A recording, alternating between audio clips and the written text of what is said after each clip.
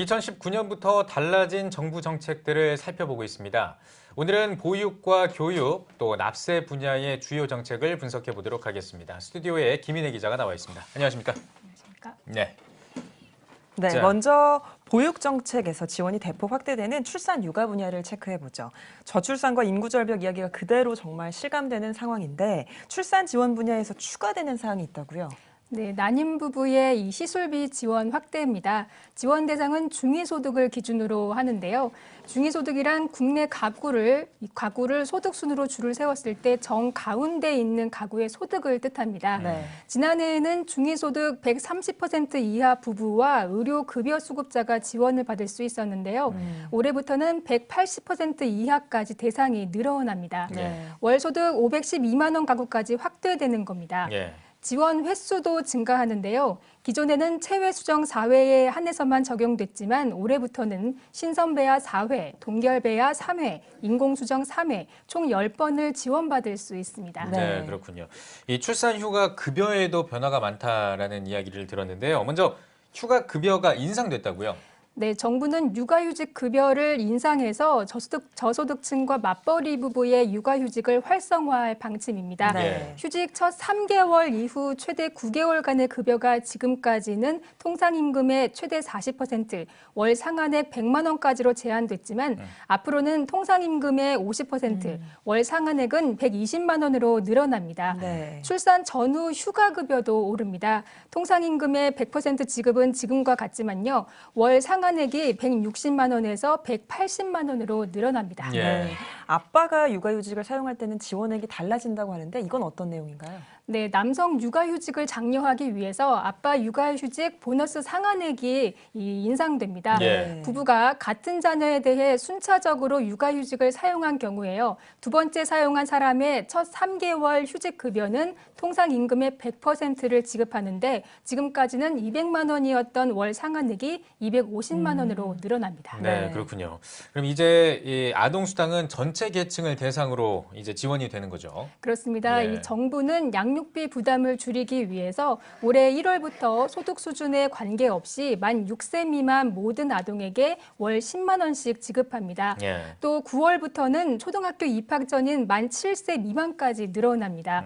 인구 절벽 문제가 사회는 물론 교계까지 이슈가 되고 있기 때문에 예, 예. 이런 가운데 교회 안에서도 난임 부부라든지 다음 세대를 위한 사역은 더욱 확장될 것으로 보입니다. 네. 네. 이번에는 교육 분야로 넘어가 보겠습니다. 교육 분야에도 변화가 많은 걸로 알고 있는데 그중에 눈에 띄는 게 저소득층 초중등 학생들에게 교육급여를 지불하는 수준이 좀 높아졌다고요? 어떤 내용인가요? 네, 3월부터 기준 중위소득 50%, 이 4인 가구로 하면 월 230만 원 정도 이하 수준의 소득이 있는 가정의 초중 고등학생을 대상으로 교육급여를 지급하게 됐습니다. 예. 이게 학용품비로도 쓸 수 있고요.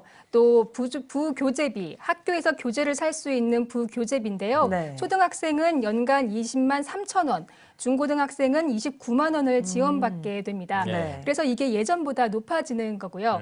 많은 학생들이 혜택을 받을 수 있도록 하고 있습니다. 예. 특히 1학기, 2학기 연 2회로 나누어서 주던 학용품비는 이번에는 연 1회에 일괄 지급하는데요. 네. 부모님들이 원할 때 또 쓸 수 있도록 유용성을 좀 더 발휘하는 법안으로 바뀌었습니다. 네, 지금 말씀을 쭉 들어보니까 대체로 이 부모님들이 반길 만한 소식이 많은 것 같네요. 네, 여기에 또 있는데요. 아이를 믿고 맡길 수 있도록 또 즐거운 육아가 될 수 있도록 바뀌는 제도도 있습니다. 예. 9월부터 사용검사를 신청하는 500세대 이상 신축 아파트 단지에는 국공립 어린이집을 의무적으로 설치해야 하고요. 예. 매년 이 300개 정도의 국공립 어린이집을 추가로 늘릴 계획입니다. 네. 그리고 평가 인증 제도도 앞으로는 모든 어린이집이 추가로 의무적으로 받아야 합니다. 예. 또 주목할 만한 게 이 초등학생 돌봄 교육인데요. 네. 지금까지 돌봄 교육은 영유아 중심으로 제공돼 왔는데 이제는 초등학생까지 확대됩니다. 예. 왜냐하면 요즘에 이 부모님들이 맞벌이가 많기 때문인데요. 예. 그러다 보니까 방과 후에도 맡길 이때가 없어서 고민하시는 분들이 많습니다. 예. 이런 상황에서 이 초등학교 돌봄 교실 1,400개를 확대하는 오. 정책이 시행될 예정입니다. 네. 예. 뿐만 아니라 정부는 시설 환경이 열악한 지역 아동센터의 돌봄 환경 개선을 위해서 지역 아동센터 환경 개선 개선비를 신규 지원하는데요. 예. 지자체, 법인 설치시설 400개소, 개인 설치시설 800개소가 대상입니다. 예. 지역 아동센터를 운영 중인 교회와 목회자는 이번 달 1월 중에 각 관련 지자체에서 환경 개선비를 신청해서 대상 시설로 선정이 되면 지원받을 수 있습니다. 예. 네. 그 외에도 달라지는 교육 정책들이 더 있을까요? 네, 이 존폐 기로에선 자율형 사립고의 운명은 좀 올해 어느 정도 판가름이 날 전망입니다. 예. 지난해 2월 정부의 자사고 우선 선발권 폐지에 대한 헌법재판소의 위헌 여부 판단이 내려지면서 절반 이상의 자사고가 올해 재지정을 위한 운영성과 평가를 받기 때문입니다. 네, 자사고에 기독교 학교들이 이 상당수가 포함되어 있죠. 그리고 이 자사고를 폐지해서 일반고로 전환하는 거 이게 바로 이번 문재인 정부의 핵심 교육 정책이기도 하고요. 예, 그렇습니다. 그만큼 올해가 참 중요한데요. 예. 자사고와 일반고의 입시 시기 일원화 및 이중 지원 금지에 대한 이 위헌 여부는 2020학년도 고교 입학 전형 기본 계획을 발표하는 오는 3월 안에 이전에 내려질 것으로 보입니다. 네. 예. 또 전체 자사고 42곳 가운데 24곳을 대상으로 진행하는 자사고 재지정 평가 결과는 오는 7, 8월 확정될 예정입니다. 예. 네, 그렇군요. 또 어떤 교육 정책들이 있나요?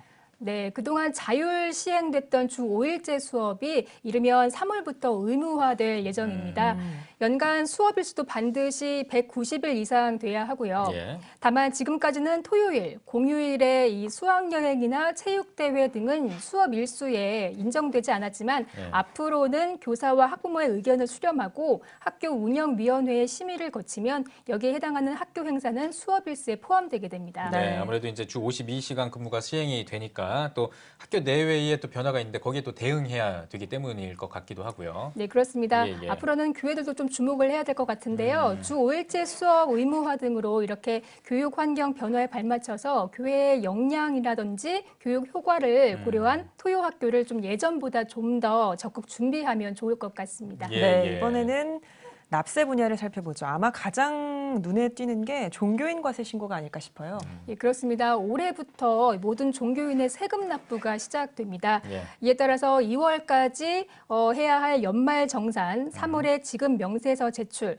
또 5월에 종합소득세 신고 등 종교인 과세 1년차 결산과 함께 2년차 종교인 과세 시행에 돌입했습니다. 네, 뭐 작년에 시행을 했지만 작년엔 사실은 좀 시험적인 그런 경향이 좀 강했고 이제부터 본격적인 라운드에 돌입했다 이렇게 좀 봐도 될 것 같아요. 네. 네, 그렇습니다. 네. 여기서 좀 염두에 두어야 할 것이 있는데요. 예. 설령 연말 정산을 하지 않더라도 이 지급 명세서를 작성해서 반드시 제출해야 한다는 점입니다. 예. 네. 지급 명세서를 제출하지 않으면 가산세 부과 대상이 되는데요. 네. 다행히 작년과 올해 종교인 소득분에 대해서 지급 명세서를 제출하지 않는 경우 가산세를 부과하도록 한 것을 유예하도록 했습니다. 네. 하지만 결국은 정부나 세무당국에서 종교단체에 개입할 명분을 주기 때문에 이 내용을 올바르게 이해하고 적법한 절차에 따르는 것이 필요합니다. 네. 또한 지급 명세서가 제출돼야 이를 근거로 해서 근로장려금과 자녀장려금 혜택도 받을 수 있다고 하니까 좀 관심을 가지고 확인해 보시면 좋을 것 같습니다. 네. 예. 지난해부터 시행이 됐지만 아직도 목회자를 포함해서 여러 종교인들 사이에서 혼선이 좀 있는 것 같던데요. 철저한 준비를 좀 해야겠습니다. 예, 그렇습니다. 이런 상황을 고려해서 뭐 예장 통합 등 교단 내에서는 종교인 과세 관련된 신고 교육을 목회자와 교회를 대상으로 하고 있는데요. 예. 네. 무엇보다도 정부와 종교계 간의 이 종교인 과세 협의체도 더 긴밀하고 속도감 있게 운영돼야 할 것 같고요. 예. 또 한국교회 연합기관과 교단들의 역할도 앞으로 좀 중요해질 것 같습니다. 예. 네, 잘 들었습니다. 오늘은 새해 들어 보육과 교육, 납세 분야에서 바뀐 점들을 살펴봤습니다. 김인혜 기자 수고하셨습니다.